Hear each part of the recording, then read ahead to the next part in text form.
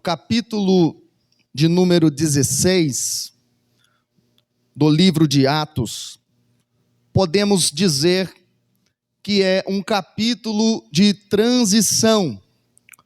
Ele divide o livro de Atos dos Apóstolos em duas partes. Foi o médico Lucas quem escreveu do capítulo 1 até o capítulo 16. E também foi o médico Lucas que escreveu do capítulo 16 até o fim do livro. Mas existe uma diferença, e por isso que podemos dizer que está dividido em duas partes. Até o capítulo 16, Lucas escreveu a partir de pesquisa e relatos de pessoas que narraram os fatos, para que ele pudesse compilar e escrever as narrativas. Mas, a partir do capítulo 16, Lucas não está mais contando uma história dos outros. A partir do capítulo 16, o escritor entra na história. E agora, ele não é só o escritor, ele passa a ser um personagem da história. Ele é alguém que está colaborando, ele é alguém que está narrando a partir do que ele viu, viveu, ouviu, presenciou. É mais ou menos assim. Você pode depois ler com cuidado. Até o capítulo 16, Lucas escreve assim, eles foram, eles pregaram, eles oraram, eles expulsaram demônios, eles curaram os enfermos, eles viajaram. A partir do capítulo 16, ele começa a escrever assim, nós fomos, nós oramos, nós pregamos, nós expulsamos demônios, nós curamos enfermos, nós viajamos. A partir do capítulo 16, Lucas agora faz parte da história. Não é mais alguém contando o testemunho dos outros, é alguém contando o seu próprio testemunho. Oh, aleluia! Agora imagine Lucas escrevendo o livro de Atos dos Apóstolos, e ele não vê a hora de chegar no capítulo 16, pastor Rafael, porque a partir do capítulo 16, ele não está contando uma história que ele ouviu. A partir do capítulo 16, ele está dentro da história. A partir do capítulo 16, ele está contando, relatando as suas próprias experiências. É o seu próprio testemunho. Agora olhe para mim. Seria mais confortável, seria mais seguro Lucas continuar sentado numa escrivaninha, escrevendo a história de homens que tiveram coragem de arriscar suas vidas e pregar o evangelho em viagens arriscadas. Mas no capítulo 16, Lucas decide que não vai ser apenas um escritor, que não vai ser apenas um espectador da história. Ele quer colaborar com a história, ele quer fazer parte da história, ele quer ajudar a fazer história. Quantos estão entendendo isso? Diga amém. Todos nós precisamos de um capítulo 16 na nossa história. Todos nós precisamos passar por um capítulo desse, onde nós nos despertamos a não ficar mais ouvindo história dos outros, mas a viver a nossa própria história de vitória, de milagre e de experiência na presença de Deus. Todos nós deveríamos passar por um capítulo desse, onde nós não queremos mais ouvir só testemunhos de outras pessoas, mas nós queremos contar os nossos próprios testemunhos. Nós queremos ter a nossa própria experiência com Deus para contar. Agora veja, todas as grandes histórias, todos os grandes testemunhos, são resultado de alguém que decidiu se arriscar. que teve a coragem de fazer o que ninguém estava fazendo, que teve a coragem de se levantar e fazer o que ninguém quer fazer. No começo, vão rir de você, depois vão te chamar de louco, mas depois que vê o que Deus fez na sua vida, eles ainda vão dizer que sempre acreditaram em você. Mas quando você tiver coragem para fazer aquilo que ninguém quer fazer, você vai ver, Deus honrará a sua coragem, a sua disposição e a sua fé em fazer a obra de Deus. Diga para quem está do seu lado, você pode fazer mais do que ficar olhando. Deus não te chamou para contar a história dos outros, você vai ter uma história para contar. Não, vou repetir isso, Deus não te chamou para viver de testemunho dos outros, você vai ter um grande testemunho para contar. Você não vai continuar dizendo, eles foram, eles pregaram, eles expulsaram demônios, eles curaram os enfermos. Não, você vai dizer, nós pregamos, nós viajamos, nós oramos, nós fomos, nós estivemos ali. Oh, aleluia. Deus te chamou para fazer história. Não é para ver a história acontecer, é para fazer história. Esta obra aqui conta com você. Você não pode continuar olhando as coisas acontecer. Esta obra aqui conta com você. Agora veja, o capítulo 16 é o capítulo da segunda viagem missionária do apóstolo Paulo. É uma viagem que ele vai fazer com mais 3 irmãos. Nesta viagem estão Paulo, Silas, Timóteo e o Lucas, que está entrando para a história. Ele não só está escrevendo, ele está nessa viagem também. E eles vão passando por muitas cidades, pregando, fazendo culto, curando os enfermos, expulsando os demônios, ganhando almas para Jesus.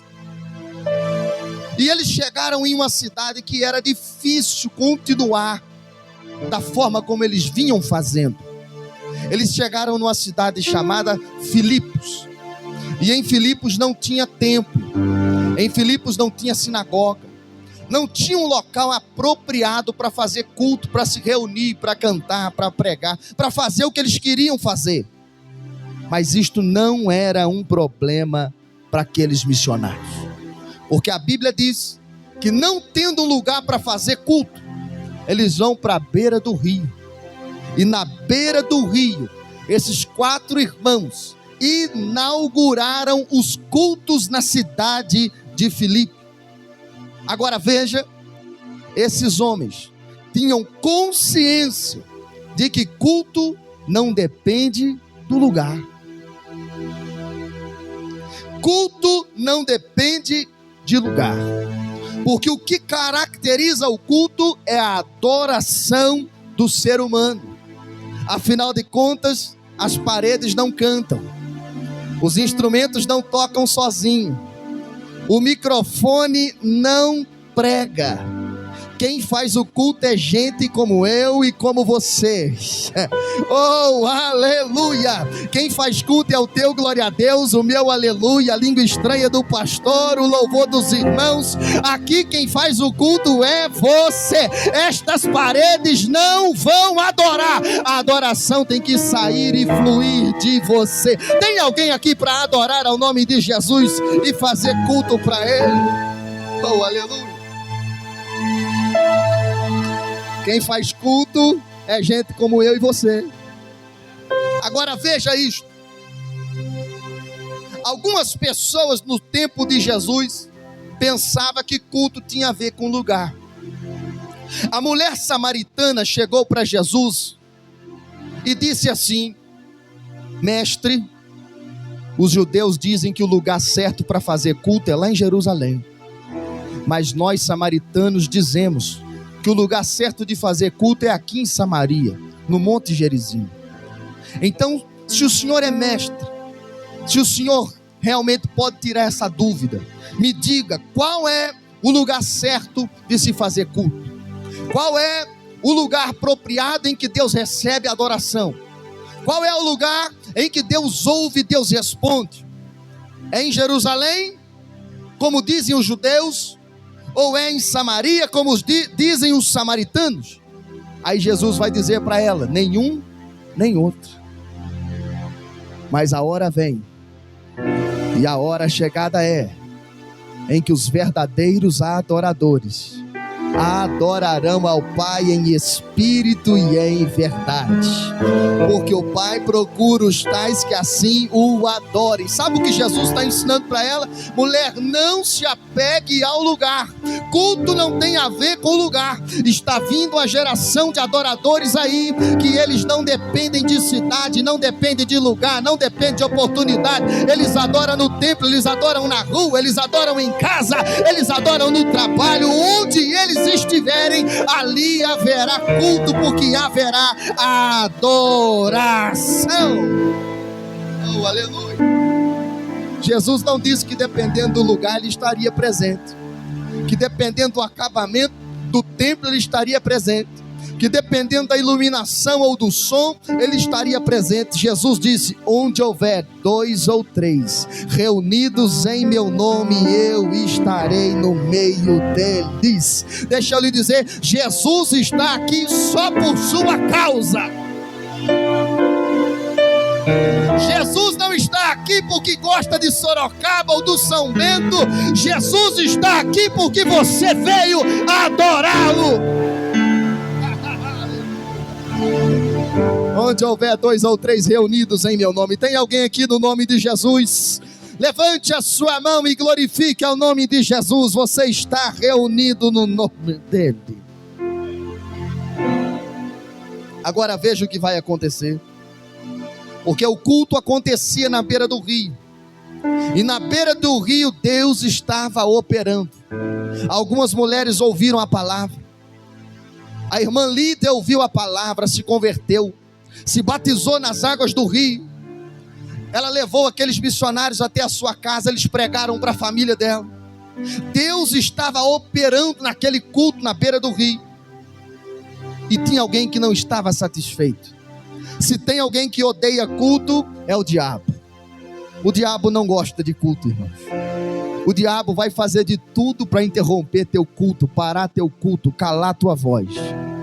O diabo vai fazer de tudo para que você retroceda na sua adoração. E foi isto que ele fez. Ele criou um plano perfeito, aparentemente perfeito, para interromper o culto que estava acontecendo naquela cidade. Porque ele sabe que onde tem culto, tem libertação. Onde tem culto, Jesus salva. Onde tem culto, Jesus cura. Onde tem culto, a palavra de Deus é anunciada, vidas são edificadas, o caído sai de pé, o quebrado sai restaurado, o sem fé sai com fé. Oh, aleluia. Então o diabo vai criar um plano e ele vai usar uma jovem que a Bíblia diz que estava endemoniada. Esta jovem endemoniada ia para a beira do caminho. Todas as vezes que aqueles irmãos iam para o culto, eles encontravam aquela jovem endemoniada. E ela ficava gritando na beira do caminho, perturbando, tirando a paz dos irmãos. E ela fez isso até o dia que o apóstolo Paulo olhou para ela e disse: em nome de Jesus, eu ordeno que saia dela. E os demônios que estavam na vida daquela jovem saíram da vida dela. Agora é que começa o problema. Isto fazia parte do plano de Satanás, porque aquela jovem era uma escrava, e ela dava muito lucro para os seus senhores, porque os demônios que estavam na vida dela adivinhavam a vida de todo mundo na cidade, e ela era consultada como uma espécie de feiticeira, que revelava a vida das pessoas e pagavam por isso. Era uma atração na cidade. Quando ela foi livre, liberta daqueles demônios, os donos daquela jovem ficaram mais endemoniados do que ela, porque eles viram que o seu negócio tinha falido. Eles viram que não ia dar para ganhar mais dinheiro com ela. Eles viram que não ia dar para lucrar mais com os demônios que estavam na vida dela.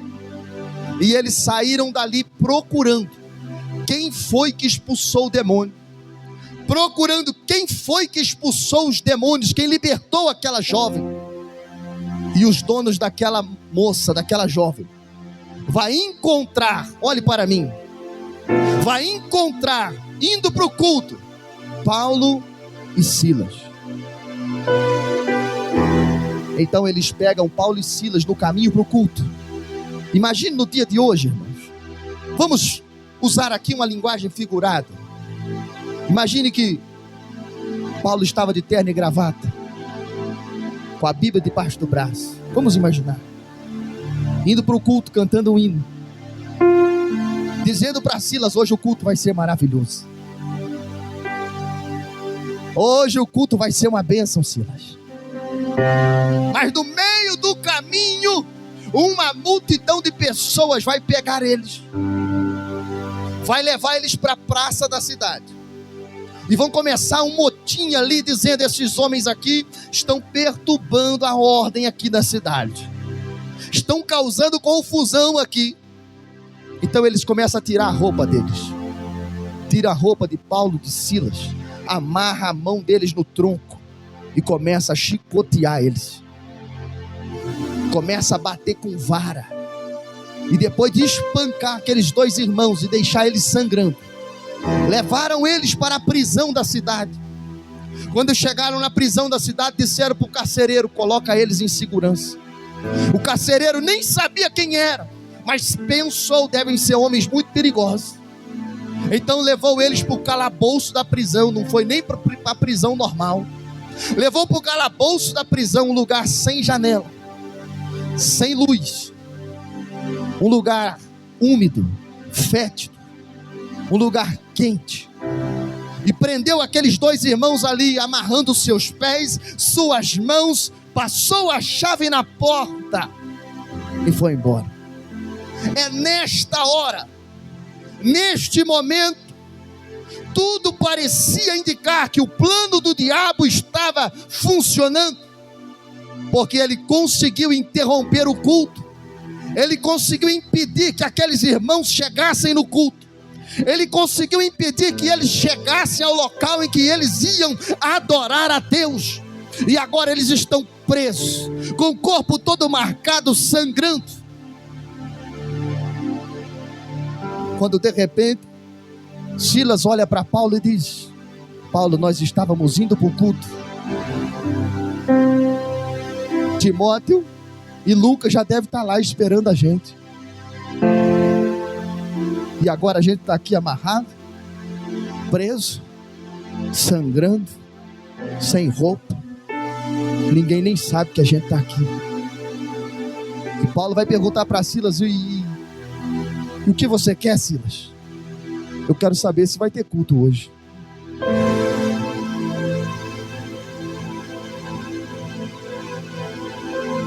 Vai ter culto hoje, Paulo?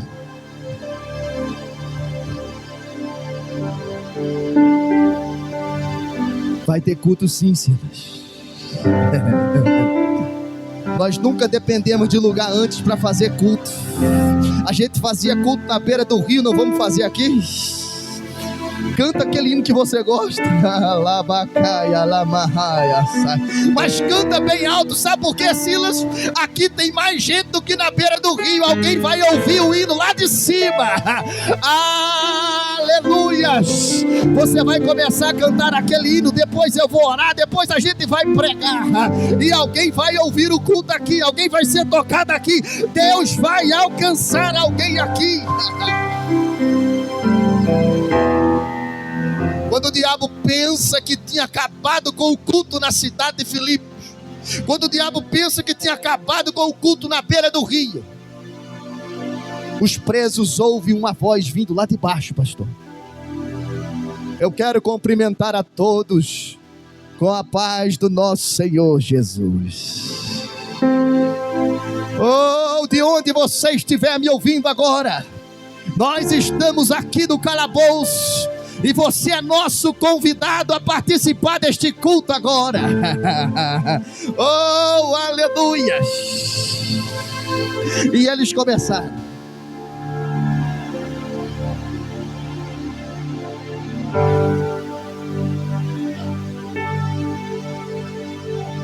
E os presos começaram a ouvir.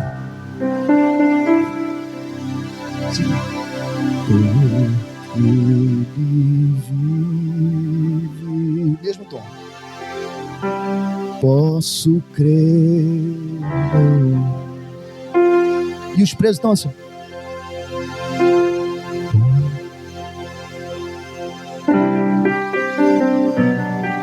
E os presos estão ouvindo, pastor.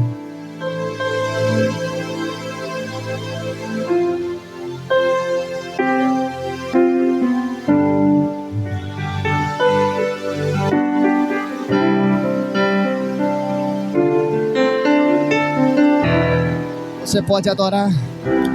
Feche os seus olhos, levante a sua mão. Oh, aleluia.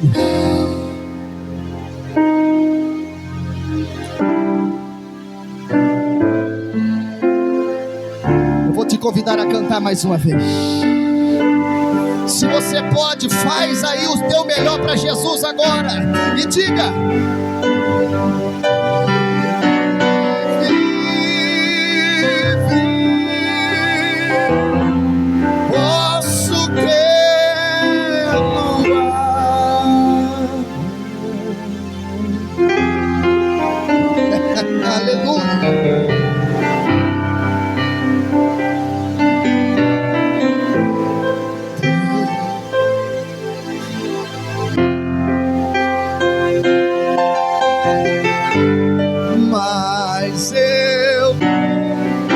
você pode adorar ao nome de Jesus.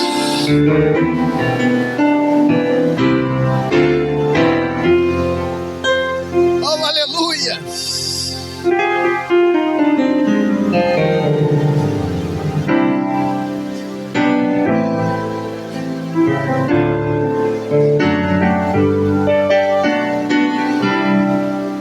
Sabe o que o diabo descobriu naquele dia? Ele pode até conseguir tirar um adorador de um culto, mas não pode tirar o culto de um adorador. Não, vou falar de novo, você dá um glória a Deus melhor do que esse. Ele pode até tirar o adorador de um culto, mas não pode tirar o culto de um adorador. Sabe o que ele descobriu naquele dia? Sabe o que eu aprendo aqui? Não é todo culto que você vai estar bem. Não é todo culto que você vai ter saúde. E não é todo culto que você vai ter dinheiro. Não é todo culto que vai estar tudo bem na sua casa. Não é todo culto que vai estar tudo bem com você, com a sua família. Mas a pergunta em um culto não é como nós estamos. A pergunta é: vai ter culto hoje? Vai ter culto hoje? Não, deixa eu ver quem veio aqui participar desse culto.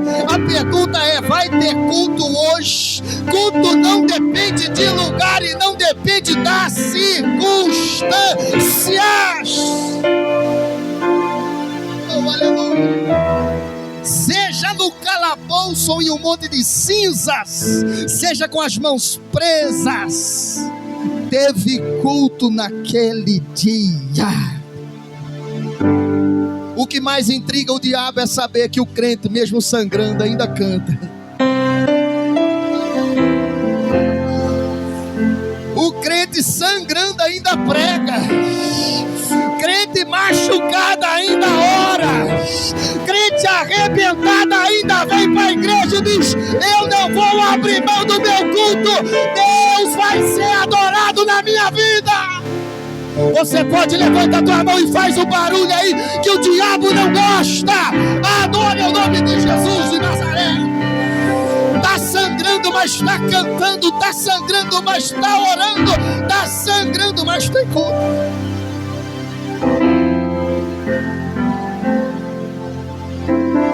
Vai ter culto hoje? Eu sei que está difícil, mas vai ter culto hoje.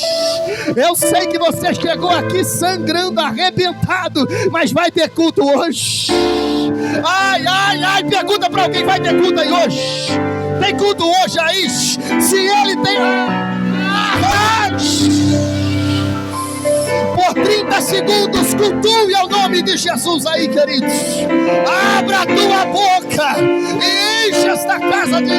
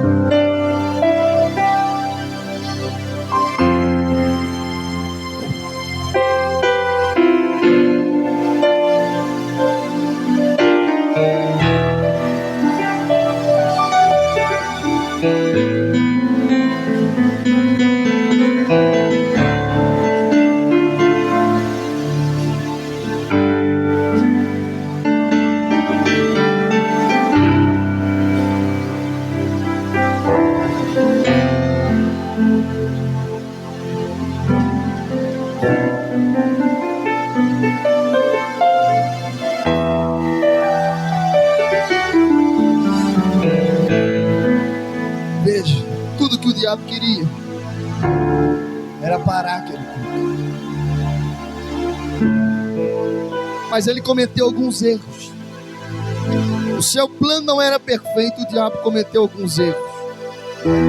E o primeiro erro que o diabo cometeu naquele dia é que com tanta cela, com tanto lugar, com tanta cadeia, botou os dois juntos. Onde houver 2 ou 3 reunidos em meu nome, eu estarei no meio deles. Sabe o que eu aprendo aqui? Quando a igreja está unida, tem culto.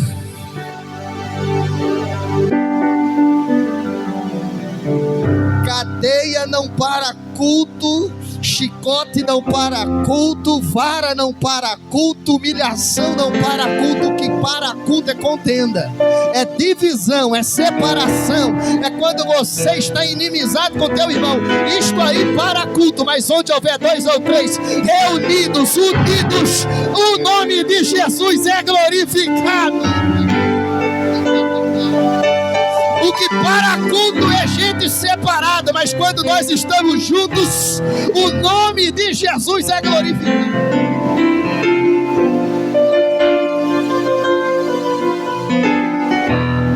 Pega a mão do seu irmão assim, me ajude aí. Diga assim: pode estar difícil, mas enquanto estivermos juntos, o culto vai continuar. Se isto é verdade, levante a sua mão e adore ao nome de Jesus. Só quem está em comunhão com o seu irmão, com a sua igreja, levante a tua mão e adore.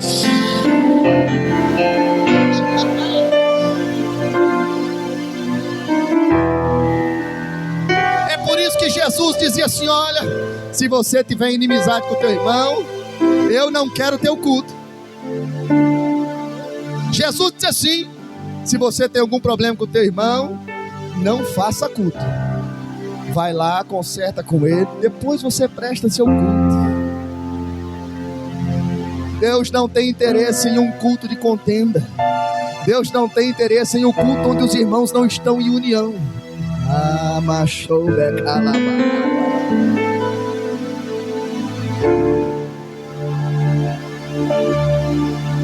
Agora o diabo cometeu ainda um segundo erro. Ele humilhou, ele bateu, despiu, amarrou eles, prendeu,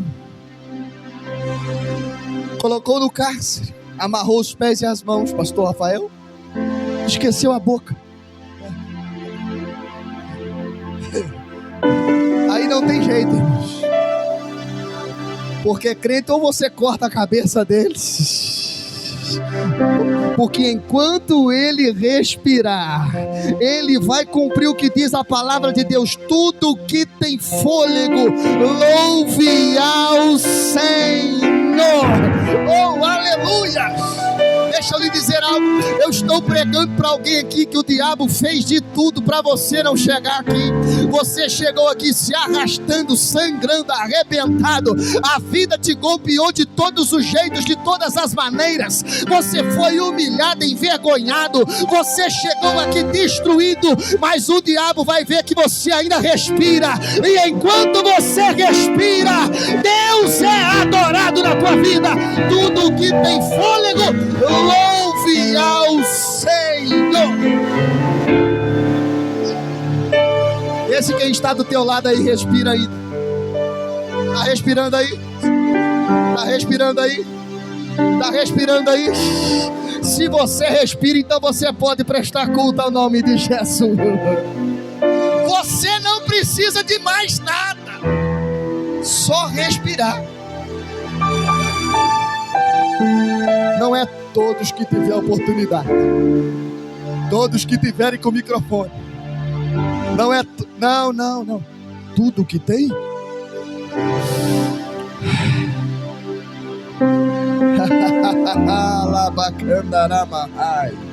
O diabo ficou lá fora, irmãos. Quando aqueles irmãos estavam cantando, orando, O diabo ficou lá fora, não é possível. Não, eu não estou acreditando no que eu estou vendo. Não era para eles fazer isso, não era. Eu fiz tudo certo. E o diabo ficou lá de fora, eu não acredito. Tem gente aqui que o diabo não entende como você conseguiu chegar aqui. Aleluia. Tem gente aqui que quando levanta a mão para adorar, o diabo diz: não é possível com aquela dificuldade. Não é possível com aquele problema que ele está enfrentando.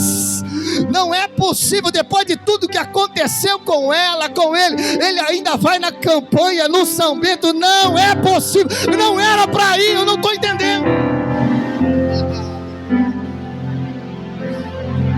Aleluia.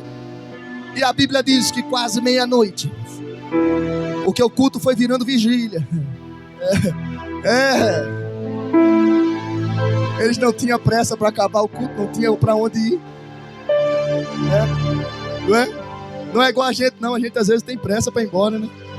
Eles não tinham pressa não. O culto foi virando vigília, a Bíblia diz que era quase meia-noite, quando de repente um terremoto aconteceu. Os alicerces do cárcere se moveram e as portas de todos os presos começaram a abrir. As correntes começaram a cair. O carcereiro acordou no meio daquele terremoto e ele saiu correndo, passando de porta em porta. Chegou lá na porta do culto. Chegou na porta do culto, tirou a espada dele e disse: eu vou me matar agora. Aí Paulo disse para ele: não faça isso. Como assim não faça isso? Eu sou responsável aqui por vocês. E quando vocês fugirem aí, eles vão mandar me matar. Então eu vou tirar a minha vida primeiro. Aí Paulo disse para ele: ninguém aqui vai fugir. Aí o carcereiro não entendeu nada. Ele disse: quem abriu a porta? Aí Paulo disse: foi Deus. Deus que abriu a porta. A gente estava aqui cultuando, cantando, quando de repente ele abriu a porta. E vocês não vão fugir? Não, nós não vamos fugir. Então para que ele abriu a porta? Aí Paulo disse para ele: é para você entrar.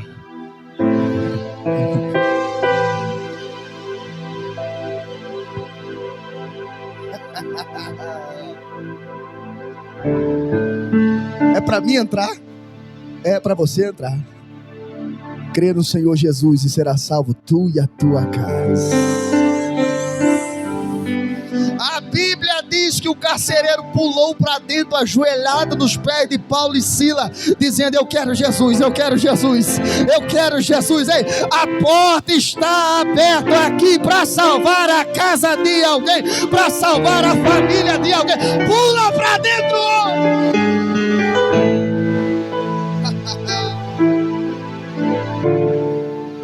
Agora isto é maravilhoso, irmãos. Aquele culto não tinha propósito de fazer Deus abrir a prisão, até porque eles não queriam fugir. É ou não é? Porque se eles fugissem,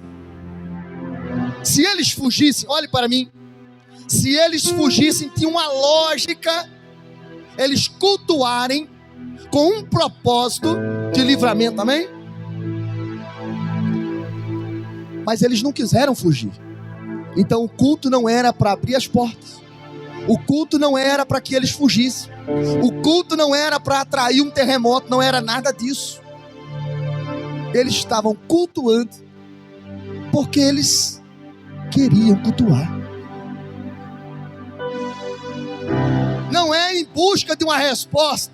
Não é em busca de um livramento. Não é em busca de nada. Porque culto não espera nada em troca.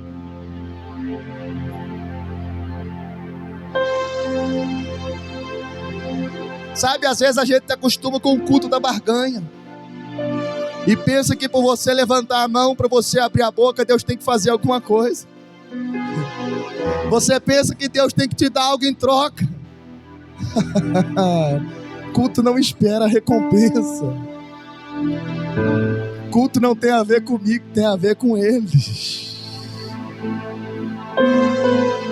Então veja, o culto não era um culto de barganha, como se quem estivesse adorando, Deus iria bradar num terremoto e abrir as portas, porque culto não é motivado pelo resultado. Você está entendendo? O dia que ele não fizer, você que vai continuar o culto. O dia que as coisas não acontecer do jeito que você espera, o culto vai continuar. O dia que as coisas não for do jeito que você sonhou, o culto vai continuar. Nisto se divide aqueles que servem a Deus por interesse e aqueles que servem a Deus por quem Ele é. E eu vou te lembrar de 3 jovens na Babilônia que estavam cultuando a Deus na Babilônia. E o rei Nabucodonosor quis impedir aqueles irmãos de continuarem o seu culto. Disse para eles que se eles quisessem fazer culto, tinha que ser culto para a sua estátua, que eles teriam que adorar a estátua que ele edificou. Então eles foram ameaçados. Se eles não se rendessem diante da estátua, eles seriam lançados na fornalha de fogo ardente, 7 vezes mais aquecida. E eles mandaram a seguinte resposta para o rei: saiba, ó rei, que o nosso Deus a quem servimos pode nos livrar da fornalha e da tua mão, mas ainda que ele não nos livre, ainda que ele não faça nada, ainda que ele não apareça, ainda que ele não responda, ainda que ele não nos tire da fornalha, ainda que ele não nos livre, o nosso culto vai continuar do mesmo jeito. Oh, aleluia! O nosso culto tem que ser ainda que, pastor. Diga para quem está do seu lado assim: ainda que a figueira não floresça. Aleluias, ainda que as coisas não sejam do teu jeito, ainda que as coisas não aconteçam no teu tempo, ainda que a porta que você esperava não abriu, ainda que o culto vai continuar. Tem alguém aqui para adorar o nome?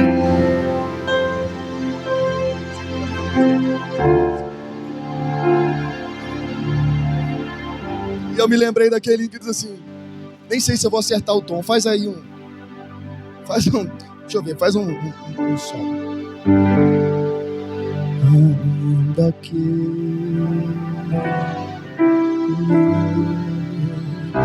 pra te servir, Jesus, eu tenho aqui. Conhece esse? Te servir.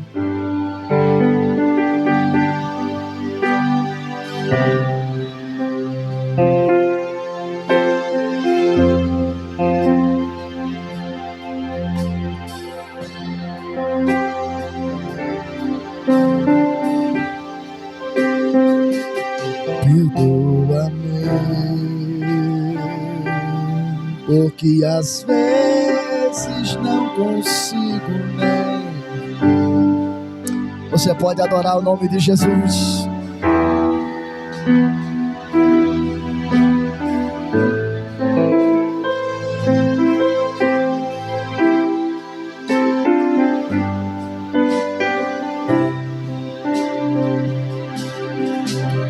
Ainda que a figueira não floresça, que não haja fruto na vide, que o produto da oliveira minta, os campos não produzam mantimento, ainda que as ovelhas da malhada sejam arrebatadas e não haja mais vacas no curral, todavia eu me alegrarei no Senhor e exultarei no Deus da minha salvação. Será que alguém pode adorar ao nome de Jesus independente do que esteja acontecendo?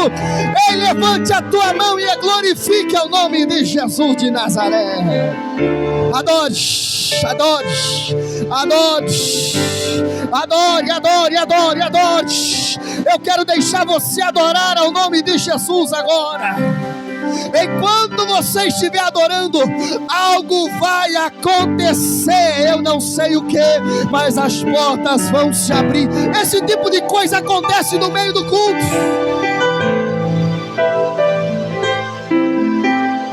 Esse tipo de coisa acontece no meio do culto. É no culto que as portas se abrem. É no culto que as correntes caem.